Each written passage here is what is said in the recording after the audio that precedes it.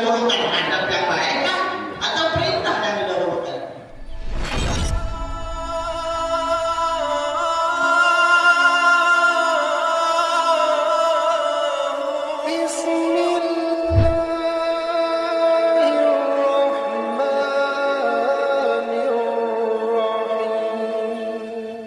Assalamualaikum warahmatullahi wabarakatuh. Alhamdulillah ala ni'millah wassalatu wassalamu ala rasulillah Sayyidina Muhammad bin Abdullah wa ala alihi wa sahbihi wa man wala wa la hawla wa la quwwata illa billah.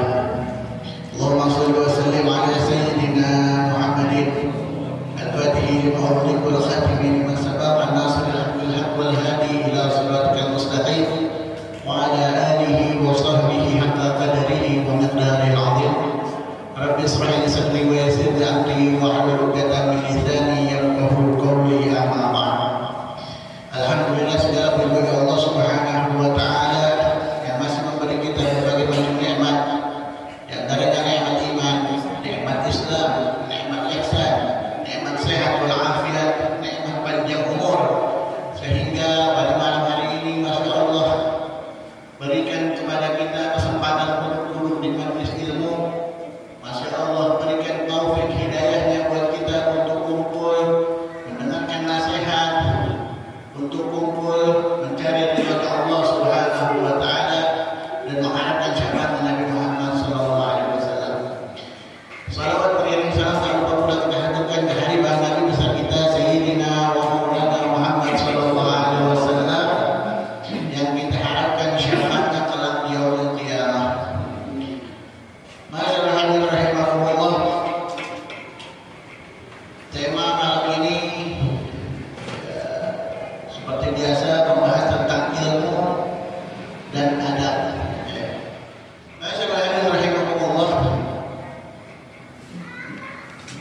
Kita ini manusia di dalam bahasa Arab. Manusia itu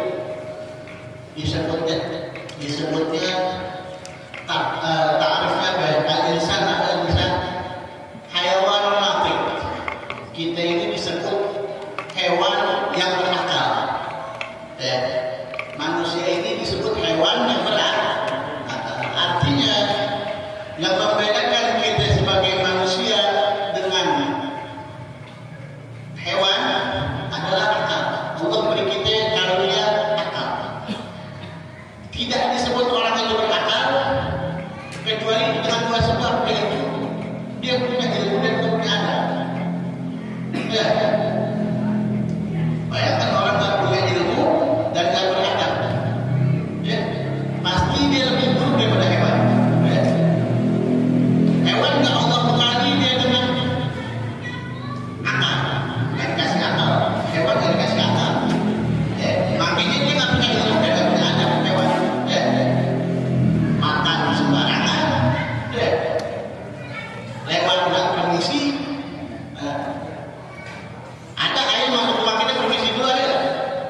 Kucing masuk rumah kita permisi ada? Nggak ada. Kucing lihat ikan nganggur nggak ditutupin, di mana nggak pakai permisi ya izin habis. Ya, karena dia nggak punya itu akal, dia nggak punya. Insting punya, tapi akal dia nggak punya. Ilmu nggak ada, nggak ada. Maka yang membedakan kita dengan hewan yaitu akal ini. Seorang itu berakal dengan sebab dia punya ilmu dan juga dia punya adab. Ilmu doang nggak cukup buat manusia. Sebab zaman sekarang banyak orang jadi pertanyaan nih. Orang-orang jadi pertanyaan ini masih kita jelaskan juga. Orang bertanya kenapa ada ustaz, ada ulama, ada kiai, atau ada habib, atau siapapun yang dianggap tokoh agama, tapi dia melakukan hal-hal yang bertentangan sama syariat. Kita sekarang dunia sekarang digital, dunia digital. Apapun kita bisa tahu. Mungkin dulu hal-hal kayak gini ibaratnya masa sih ustaz begitu. Dulu karena nggak ada namanya media sosial.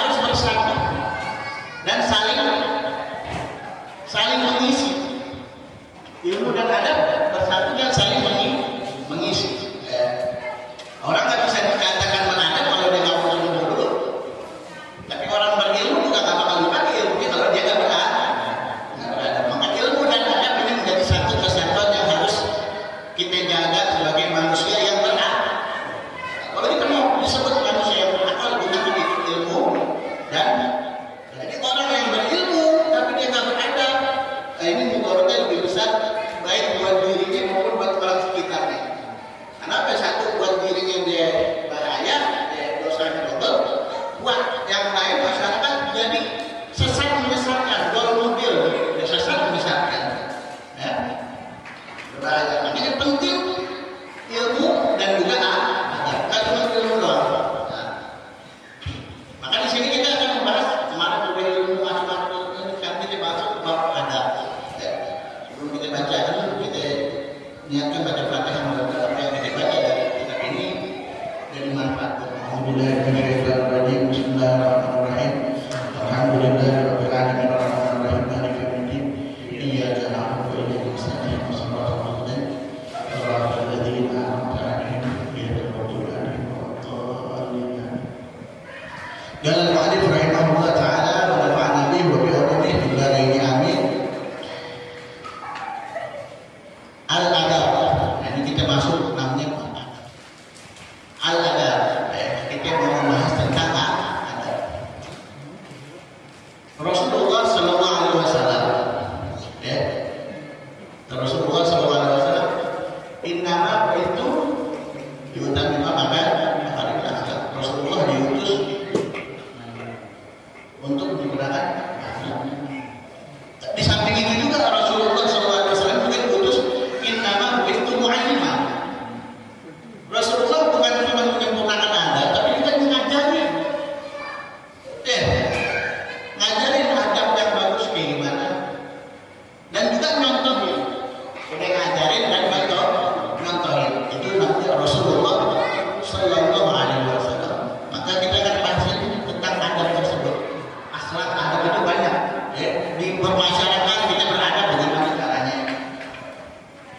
Di keluarga kita beradab bagaimana caranya. Di kantor kita beradab bagaimana caranya. Berbeda-beda tempat. Ya. Tapi di sini kita membahas tentang adab di dalam kita menuntut ilmu. Ya, karena kita di dalam majlis ilmu, khususnya di dalam menuntut ilmu atau belajar. Ya. Nah, untuk yang lain-lain nanti di depannya ada insyaallah. Makilah bil adab. Apa yang ulama katakan ini banyak ulama ngomong tentang adab. Kalau Ibnu Mubarak, Ibnu Mubarak berkata, rahimahullah ta'ala, nahnu ila qalilin minal adab, a'udzu minna ila kathirin minal ilm. Abdullah bin Mubarak beliau mengatakan kita sedikit daripada adab itu lebih kita butuhkan daripada banyak orang yang berilmu. Kita ini lebih butuh sama orang yang beradab, ya, dibandingkan sama orang yang berilmu. Kenapa sebabnya?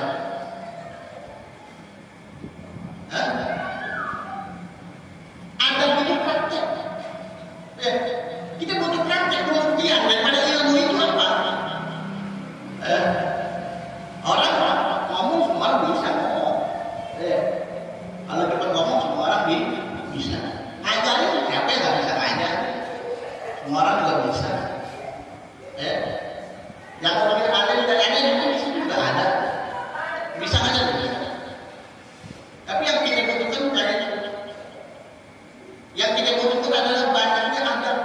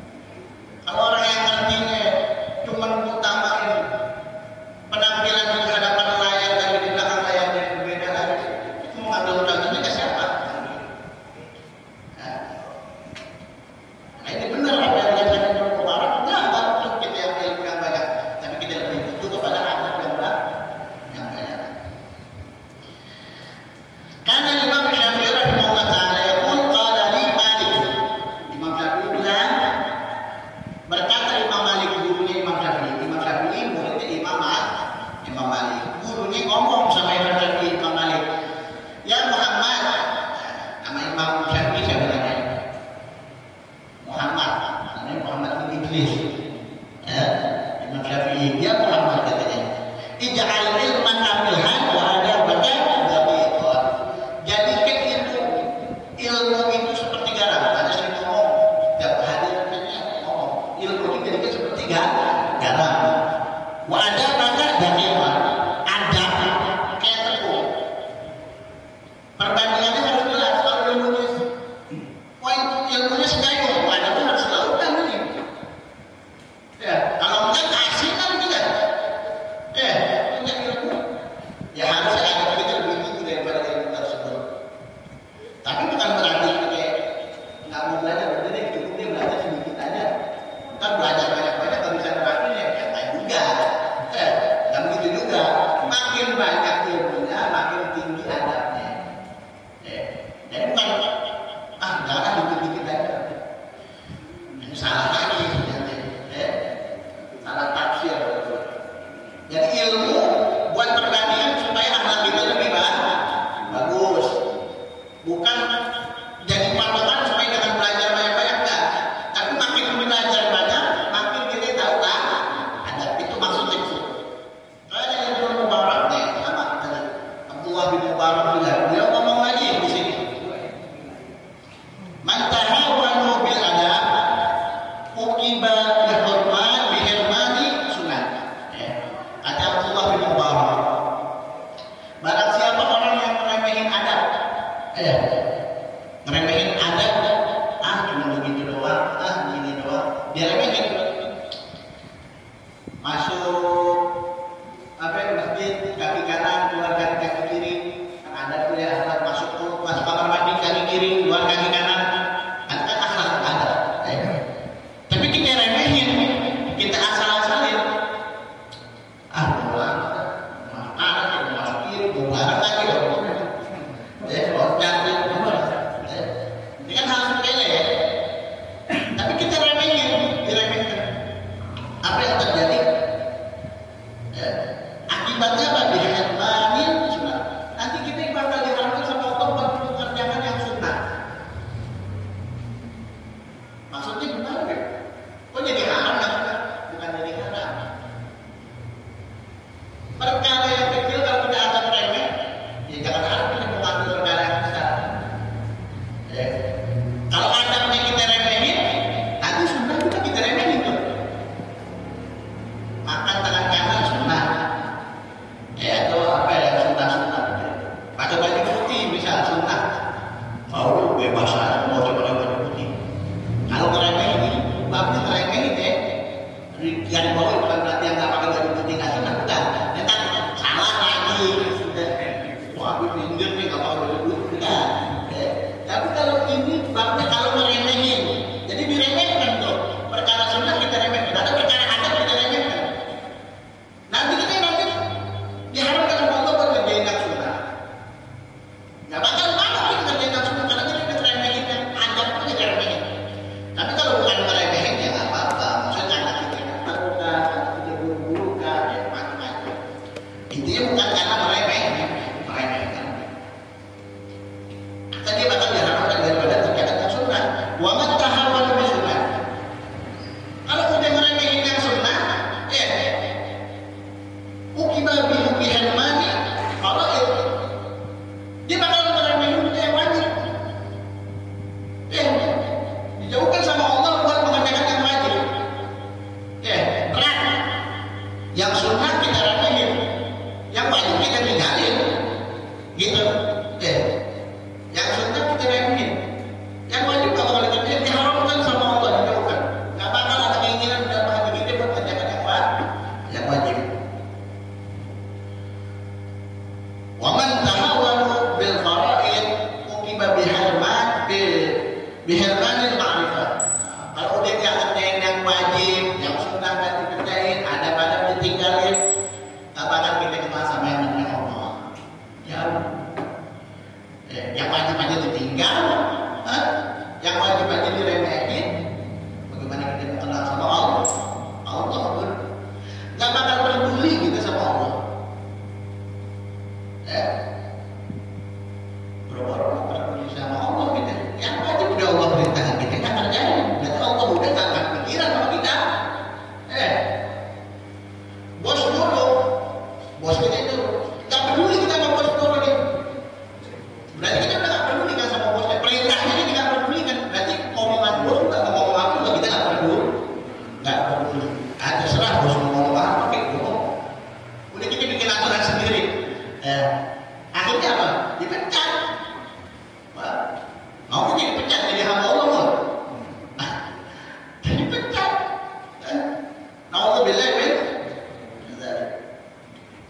Jadi penekanannya jangan sekali-kali kita meremehkan yang namanya adab.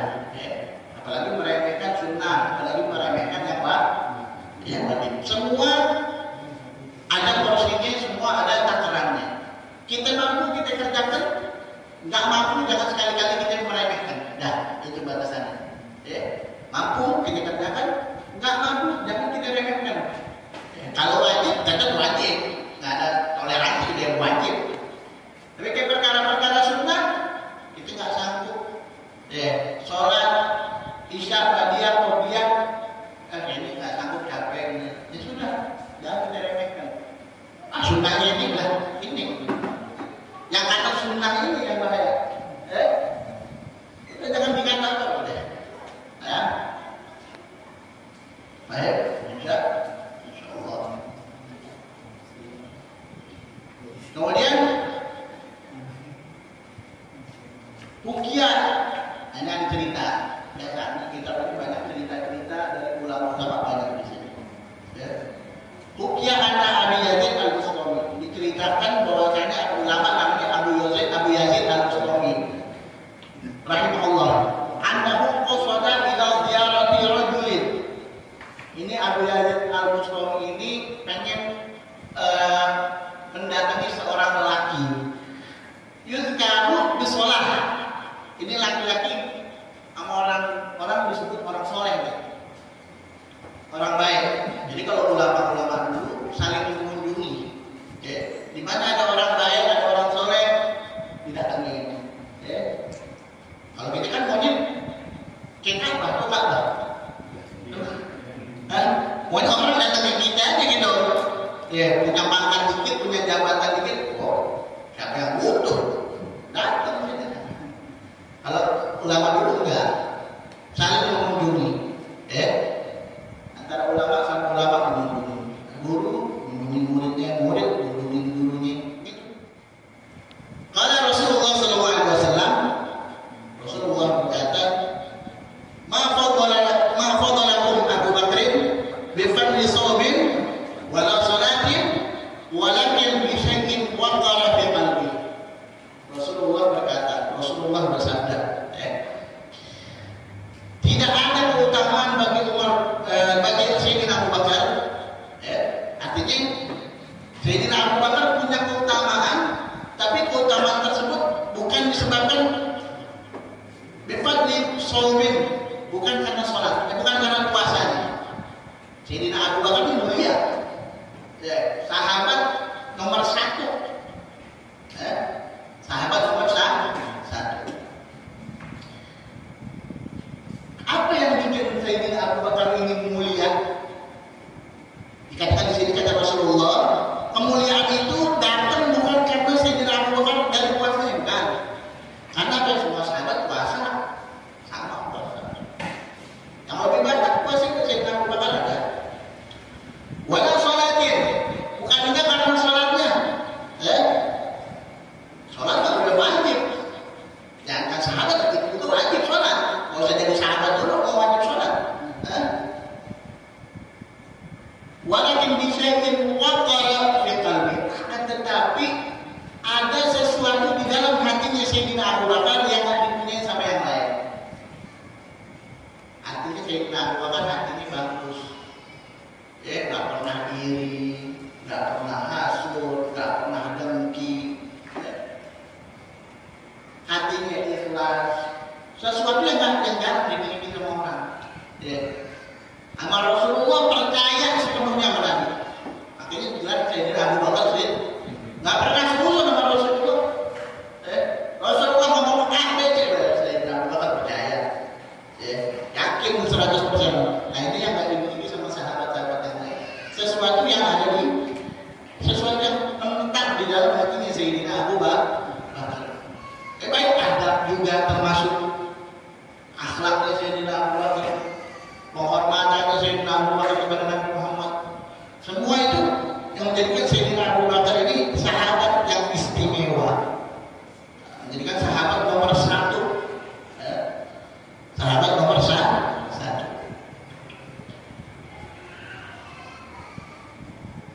Ruqyah anna rajulain, nah ini cerita lagi.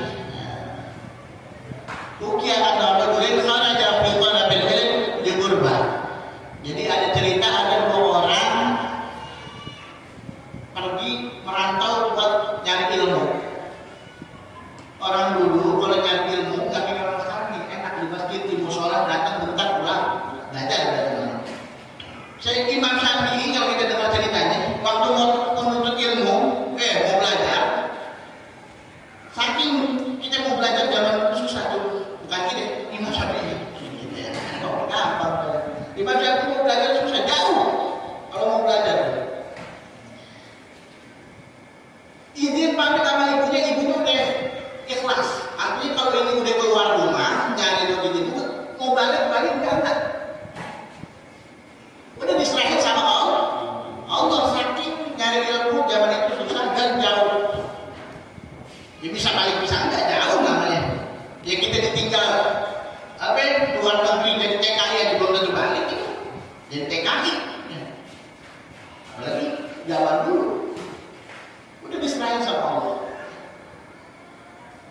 Artinya gimana? Allah mau balikin boleh. Saking susahnya zaman dulu. Jadi kalau mau belajar jauh merantau dulu. Nah ini juga diceritakan ada 2 orang merantau mau nyari ilmu. Waktu saya dikirim. Ini 2 orang ini selevel satu tingkatan fil ilmi satu kelas. Sekarang berangkat bareng artinya sekelas. Karena jangan pada sini ila baladihima. Kemudian beberapa tahun pulang untuk keduanya jauh bareng. Berangkat bareng pulang bareng. Waqad faqahu ahaduhuma walam yafqahul akhar. Yang satu jadi orang alim, yang satu nggak jadi orang alim. Berangkat bareng pulang bareng, yang satu jadi, yang satu nggak jadi. Fata'ammal fuqaha baldati was'alu an halihima wa taqarrarihima wa julusihima. Kemudian orang-orang situ mikir, ini kok bisa beda ya? Berangkat bareng pulang bareng, tapi yang satu jadi orang alim, ahli fikih, yang satu nggak jadi orang alim. Ya, orang-orang situ yang ulama-ulama itu juga mikir kok begini. Pasti ada sebab musabab. Kemudian apa yang terjadi? Fa ukhbiru an julusa alladhi tafaqqar fi hali takrari kana mustaqbal qiblah wal misri. Kemudian dibilangin, dikasih tahu kalau salah satunya yang orang yang alim yang dari ahli fikih ini ternyata kalau dia belajar mutalaah dia selalu menghadap kiblat. Adanya kalau orang mutalaah belajar itu menghadap ke kiblat. Dan juga menghadap ke negara Mesir. Karena alladzi hasala ilmu fi, karena di negara Mesir itu banyak orang alim, ilmu banyak di sana. Jadi dia menghadap kiblat. Ini adabnya dia, sehingga dia pulang jadi orang alim dengan sebab dia menjaga adab.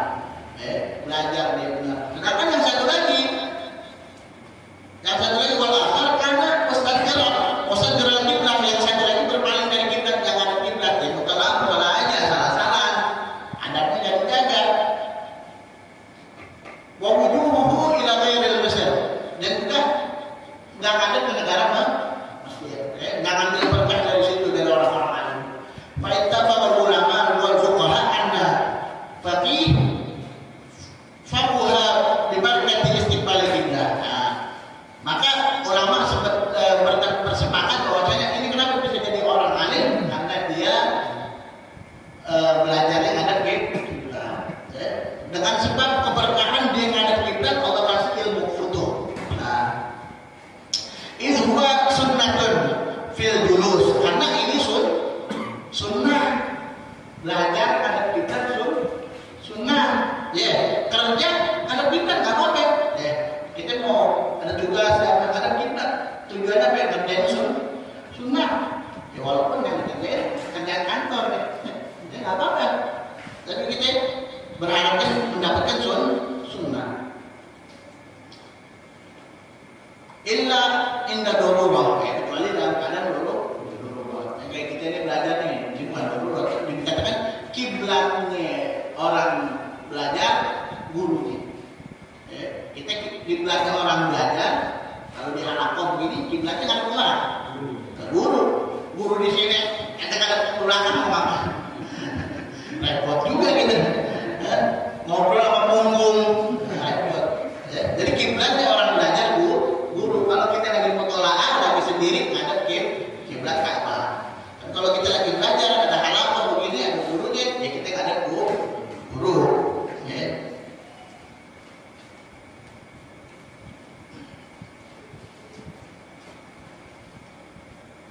Kemudian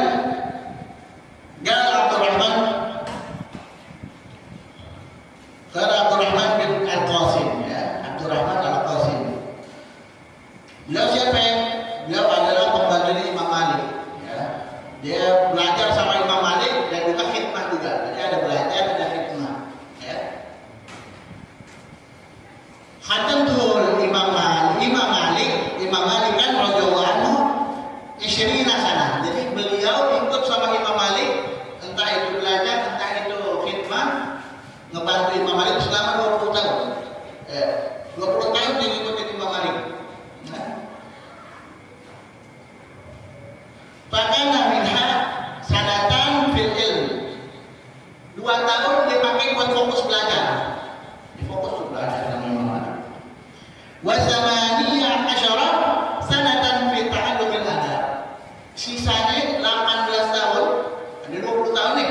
2 tahun dipakai buat fokus belajar, sisanya 18 tahun dia buat belajar adab sama Imam Malik. Artinya dia contoh gurunya nih. Ya, dilihatin.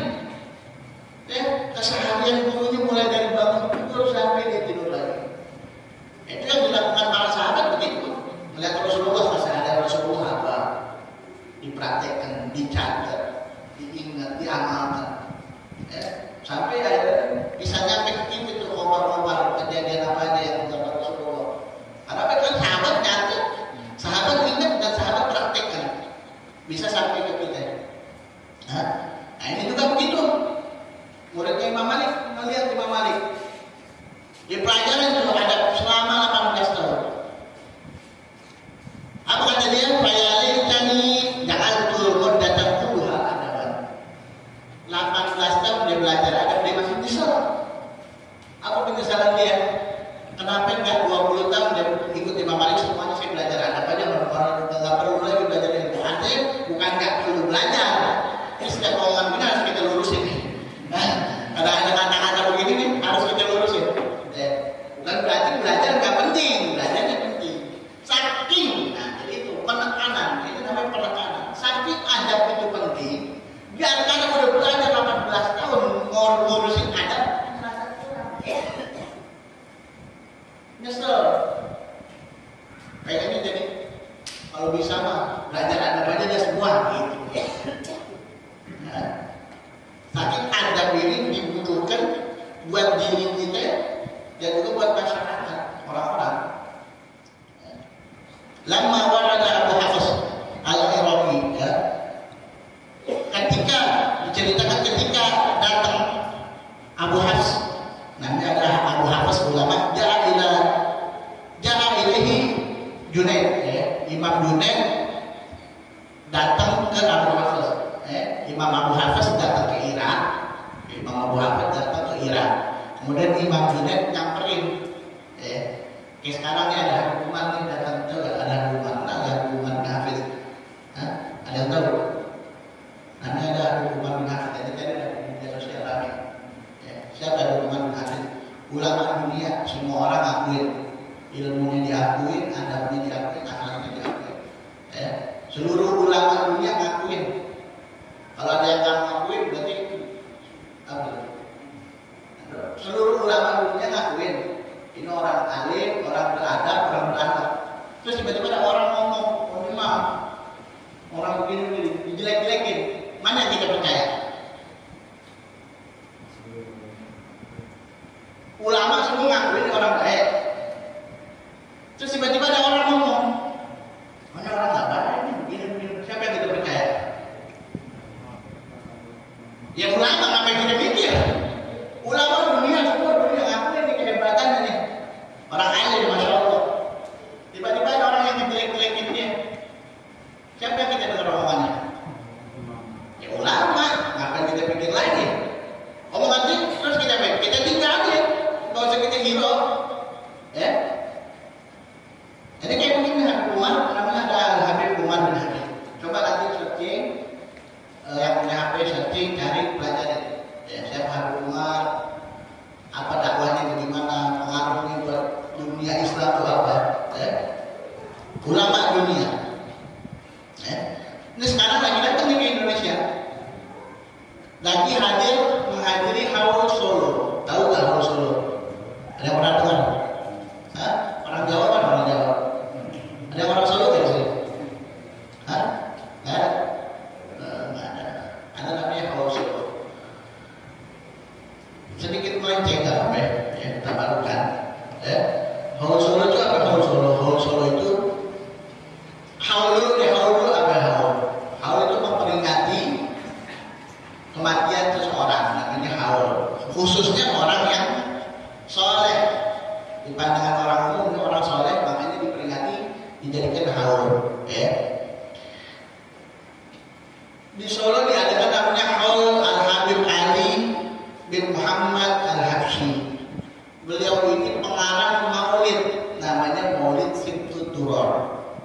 Kalau kita pernah baca tuh Maulid Sittut Duror, di sini waktu maulid kemarin baca tuh Maulid Sittut Duror di sini. Nah itu yang ngarangnya namanya Habib Ali bin Muhammad Al-Habsyi. Beliau orang Sewur,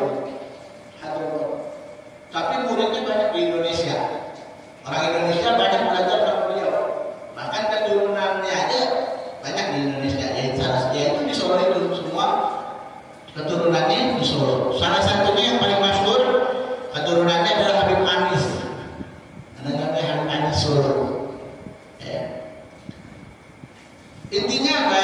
Ini di Solo sedang mengadakan namanya Haul. Haul Solo yang hadir ulama sedunia. Habib Ali di dalam hidupnya masyhur orang baik, orang berilmu, orang alim. Kitab-kitabnya dibaca, ilmunya manfaat. Meninggalnya ngasih manfaat sama orang. Boleh dicek datanya di Google atau di internet. Haul Solo, perputaran duit ketika Haul Solo ini miliaran. Perputaran duit ketika ada Haul Solo, miliaran. Orang yang ngerti ekonomi pasti paham. Maksudnya perputaran duit di situ apa? Ekonomi di situ berjalan dengan adanya haul ini, memberikan manfaat buat orang-orang. Padahal udah meninggal orangnya. Pertama orangnya udah meninggal, kedua meninggalnya bukan di Indonesia, meninggalnya di Hadramut, Yaman, jauh. Kita juga nggak pernah ke sana. Ke Solo yang belum pernah nyampe kali. Udah ke Solo kelihatannya. Hidupnya manfaat, ngajarin orang, sampai muridnya banyak ratusan, nyebar dakwah, apalagi di Indonesia banyak. Makanya diadakan haul tuh di Solo itu, yang adakan murid-muridnya, banyak yang hadir di situ, ribuan orang, jutaan bahkan. Salah satu yang datang ke situ namanya Habib Umar bin Hafid, datang ke situ. Nah, balik lagi ke cerita ini, Habib Umar datang ke Solo, ulama-ulama Indonesia nyamperin ke Solo pengen ketemu Habib Umar. Begitu ceritanya. Jadi penyambung dari kisah ini, namanya Abu Hafiz datang ke negara Irak. Dia dari luar negara Irak, bukan dari Irak, datang ke Irak. Di Irak banyak ulama, salah satunya Imam Junaid.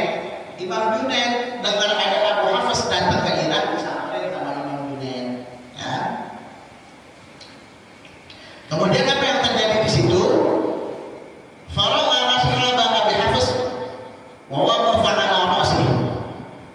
Dia melihat sahabatnya Abu Hafiz, artinya murid-muridnya, murid-muridnya Imam Abu Hafiz ini. Dia lihat taat banget sama Imam Abu Hafiz. Berdiri tegak kan, hormat sama Imam Abu Hafiz.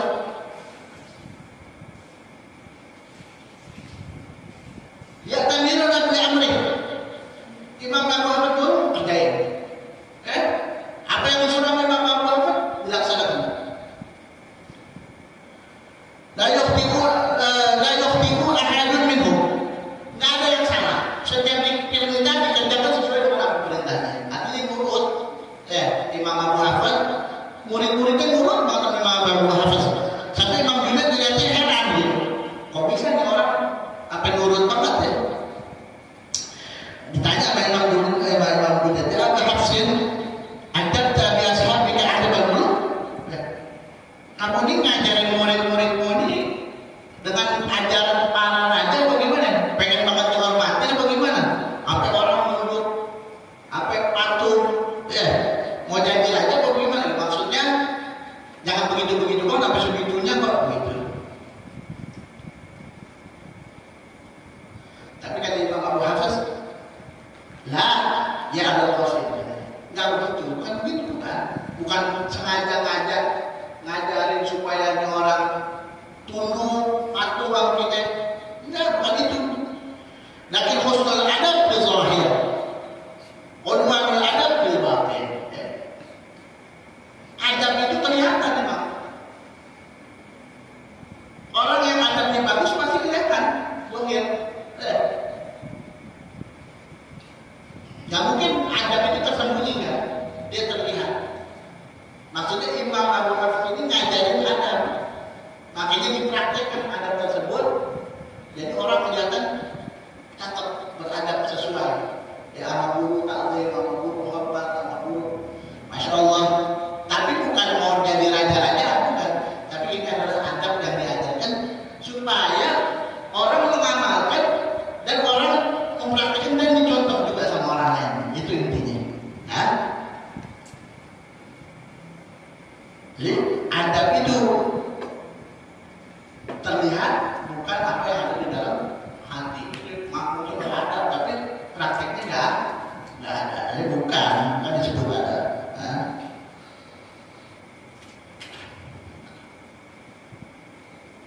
Sampai berapa ya? Rasanya udah lama banget. Terakhir.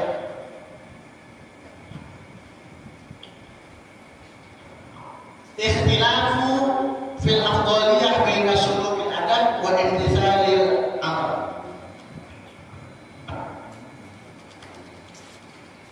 Jadi ulama ada perbedaan pendapat antara ulama antara adab yang baik wa imtithalil awamir dan mengerjakan perintah.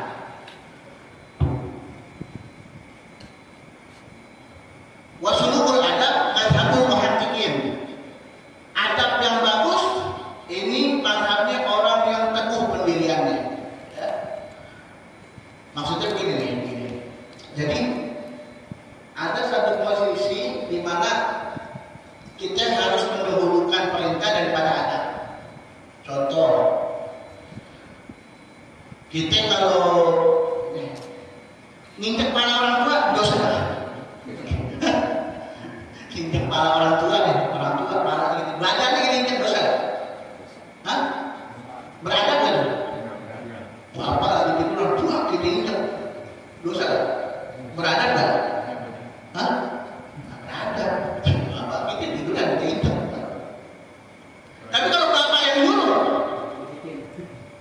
nah, injekin badan bapak nih. Ini jadi permasalahan. Sama ulama dibahas nih. Mana yang lebih dulu? Kalau menurut adab nggak boleh. Anak nginjekin, nggak beradab ya. Tapi disuruh. Itu kan muskil. Mana? Jadi ulama terus menimbang-nimbang. Mana yang harus didahulukan? Adab yang baik kah? Atau perintah yang didahulukan? Hah? Apa jawabannya? Karena ini kan bumbungnya juga bukan bala. Kalau disuruh kepalanya, disuruh. Mikir dulu. Kalau bapak sakit, gimana coba? Perintah. Perintah. Karena perintah itu kan adab. Apa? Perintah itu kan adab dari orang tuanya. Menghargai adab. Nih, ya saya sering gini, ada ulama nih, berani nggak kita lewat depan di orang? Ustaz duduk nih, lagi acara nih, ustaznya mana? Kita lewat depan dia berani nggak? Kenapa? Adab. Kalau disuruh bawa air, ada ke depan, bawa air ke depan. Berani nggak? Kenapa sebabnya? Perintah. Cuman di sini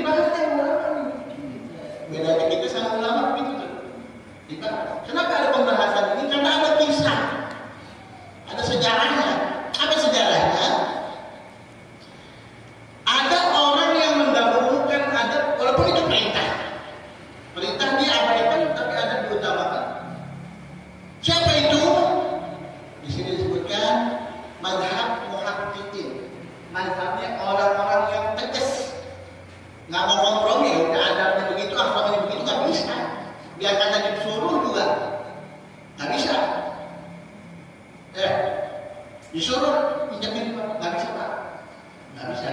Nggak boleh, nggak beradab. Ya, biar bapak suruh saya nggak. Mau bapak pukulin saya nih, saya nggak berani minjak bapak, punggung bapak. Diupahin lagi kalau 100.000 boleh dah. Kalau cuma 5.000 kan. 100.000 boleh dah, tawar menawar dah. Gope apa lagi? Nggak pakai pikir, loncat ya bang. Jadi ada mazhab muhaqqiqin, orang yang tegas, nggak peduli pokoknya yang penting adab dia nomor 1 yang apa-apa. Perintah siapapun. Siapa itu? Di sini disebutkan siapa? Sayyidina Abu Bakar. Minhum yang tadanya atau Sayyidina Abu Bakar Siddiq. Dari mana itu terjadi? Ada satu kisah, ada kisahnya, kan sebenarnya ada kisahnya. Lama amar Nabi sallallahu alaihi wasallam alla yata'akhkhara 'anil imamah fi shalah. Jadi satu hari Sayyidina Abu Bakar imamin sholat. Sayyidina Abu Bakar imamin sholat. Rasulullah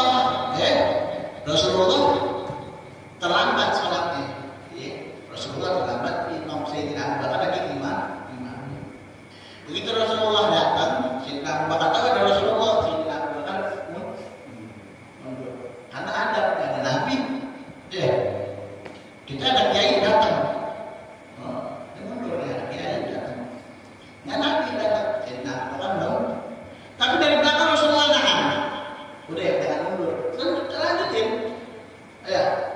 Tapi Sayyidina Abu Bakar datang mundur. Karena dia lebih mengutamakan ada diutamakan. Nggak apa-apa Rasulullah melarang. Ada pun begitu. Ya udah. Akhirnya Rasulullah tetap maju. Walaupun ini perintah dari Rasulullah, tapi ini ada. Jadi dia mengadakan ada. Ini namanya mazhab muhaqqiqin. Orang yang tegas, dan lah, sakot. Tapi dia tahu ini benar. Jadi harus digaris bawahi juga nih. Makanya harus dilurusin kalau ngomong begini. Jadi harus dilurusin selama itu benar dan sesuai. Dan ini posisinya benar.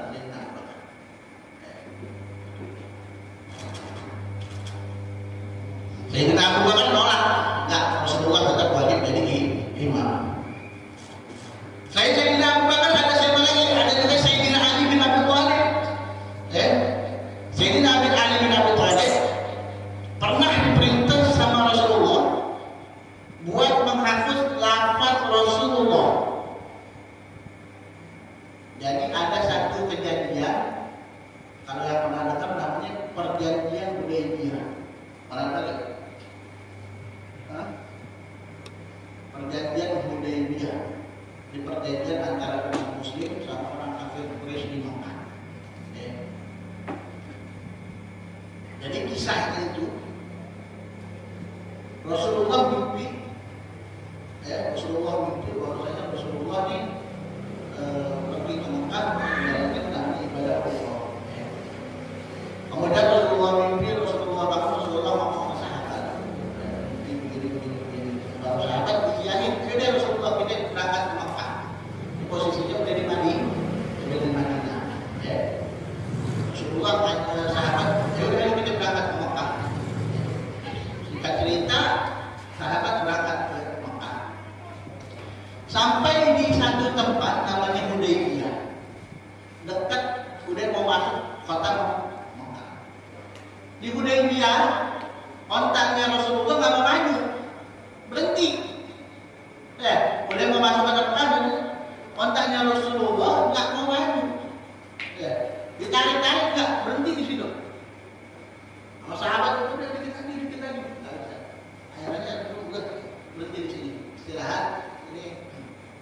Jadi kita udah diharuskan stop di sini. Nanti udah musyawarah dari situ para sahabat. Bagaimana nih? Terus kita mau masuk bagaimana? Akhirnya Rasulullah udah cek ombak dulu, cek ombak. Itu cek ombak.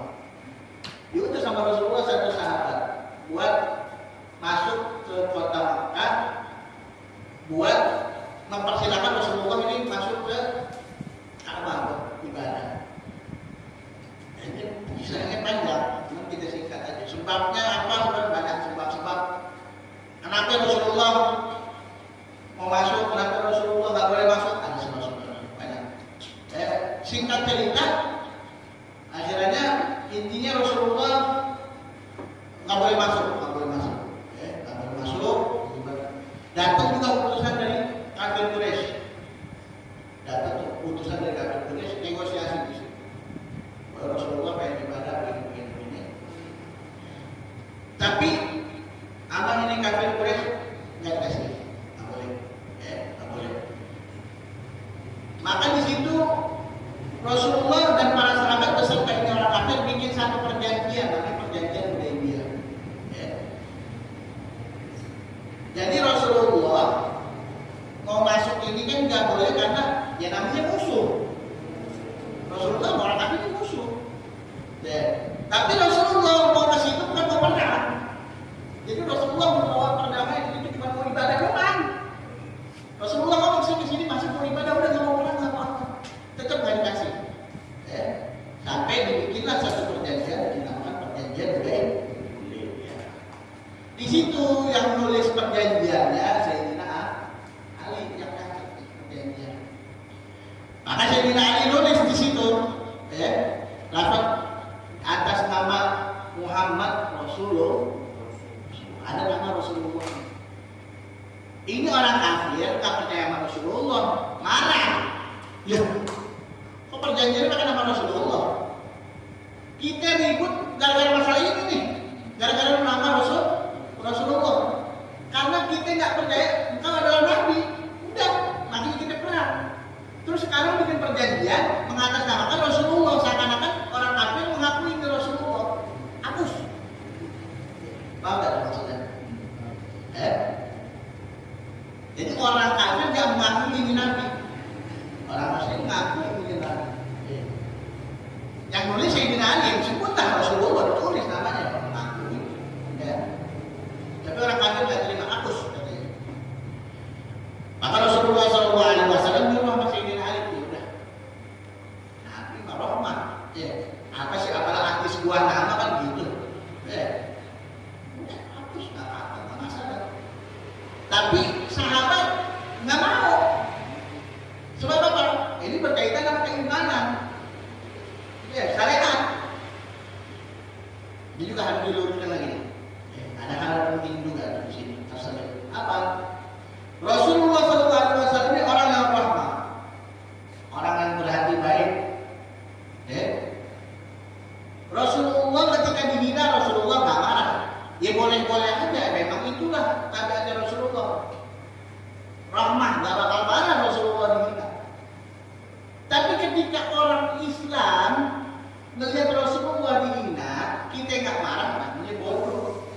Karena ini syariat, Rasulullah ini membawa syariat. Kalau Rasulullah dihina, ya kita terhina. Gitu. Atau syariat kita dihina namanya. Rasulullah nggak marah, memang itu tabiatnya Rasulullah. Tapi kalau kita yang nggak marah, ini jadi persoalan. Kalau sekarang kan zamannya begini, Rasul dihina, itu Islam kan rahmatan lil alamin. Nggak boleh marah. Ada waktunya kita diam, ada waktunya kita marah. Jangan semua kita diam. Lama-lama kita diinjak-injak, malah kita diinjak, kita diam. Aduh apa-apa rahmah. Ya kalau waktunya marah, kalau kepala kita diinjak, ya jangan kita diam. Angkat kepala kita lawan. Ini juga begitu terjadi sama sahabat. Rasulullah disuruh hapus itu namanya orang kafir. Sahabat nggak mau. Ini Sayyidina Ali berdiri dengan mazhabnya muhakkik, tegas, dan sulukul adab, adab yang baik ini adabnya nggak boleh dihapus nih. Walaupun yang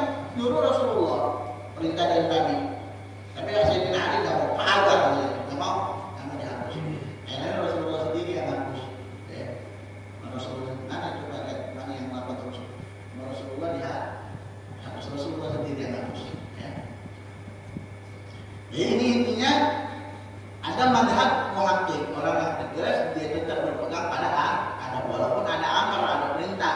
Ya. Ada juga madhab minhum wa imtithalul amr. Ada juga madhab yang ngikutin perintah. Kalau perintah ya dikerjain walaupun bertentangan sama adab. Ya. Siapa itu madhab imtithalul amr? Mazhab aksar fuqaha. Kebanyakan orang ahli fikih ya dia mengerjakan ini. Ya. Mengerjakan daripada amar. Amar itu apa? Perintah. Kalau di dalam usul fikih ada namanya amar. Amar itu perintah. Ada namanya tolak. Tolak itu tolong, minta tolong. Ya. Kalau perintah datangnya dari yang atas ke bawah. Bos, pegawai, namanya perintah. Orang tua ke anak. Allah kepada hamba-hambanya. Itu dari atas ke bawah. Kalau dari bawah ke atas namanya tolak. Tolak artinya tolong, minta tolong. Anak sama bapak. Masa kita minta sama bapak? Pak, silakan makan dong. Wah, itu preparat ini kan ya. Kalau bapak sama orang tua kita minta tolong. Kalau sudah amar, kalau sudah amar walaupun bertentangan sama adab, tapi kalau datangnya perintahnya dari atasan, ya kita mengikuti perintah. Kayak tadi bapaknya nyuruh, ayo pijitin punggung bapak, nggak mau pak saya bertentangan itu nggak ada. Jangan, bapaknya yang nyuruh itu, ya kita kerjain karena ini amar perintah dari yang atas kepada yang bawah. Maka ini adalah madhabnya orang kebanyakan ahli fikih. Di antaranya siapa? Di antaranya di sini sebutkan di antaranya siapa? Sayyidina Abdurrahman bin Auf. Sayyidina Abdurrahman bin Auf karena sallallahu alaihi wasallam akhara fi sholati bil qahara. Hampir sama kejadiannya kayak Sayyidina Abu Bakar. Rasulullah datang sholat ketika udah rakaat kedua deh. Karena apa ya? Rasulullah telah datang Rasulullah qahara dulu. Habis bersuci Rasulullah datang. Pasal Abdurrahman bin Nasir dari Rasulullah Sayyidina Abdurrahman bin Auf dia udah ngimamin orang. Pada Rasulullah sallallahu alaihi wasallam mau fi rakaat tsaniyah. Rasulullah datang udah masuk rakaat kedua. Gitu Rasulullah masuk Rasulullah datang masuk rakaat kedua. Fa'arada Abdurrahman ada terakhir. Abdurrahman bin Auf lihat ada Nabi mundur sampai ada Sayyidina Abu Bakar mau mundur. Begitu Sayyidina Abdurrahman bin Auf mau mundur, wanahahu Nabi Muhammad SAW dilarang sama Rasulullah terusin lanjutin. Kalau tadi Sayyidina Abu Bakar begitu Rasulullah itu Sayyidina Abu Bakar nggak mau mundur, tetap Rasulullah yang lanjutin. Tapi Sayyidina Abdurrahman bin Auf imtithalul amr, mengerjakan apa yang diperintahkan Rasulullah SAW, dilanjutkan sholat tersebut diimami oleh Sayyidina Abdurrahman bin Auf. Pertanyaannya, mana yang lebih afdal? Dua-duanya sama-sama afdal, sama-sama bagus. Tapi tinggal lihat kondisi kita dengan orang yang memerintahkan. Jadi semua tergantung sifatnya. Kalau perintah ini sesuai, kita kerjakan. Tapi kalau enggak, ya apa kita tinggalin, kita kerjakan. Intinya mau yang mana pun kita pilih, selama itu enggak bertentangan sama syariat, insya Allah dua-duanya berada di jalan yang benar. Wallahu a'lam bishawab.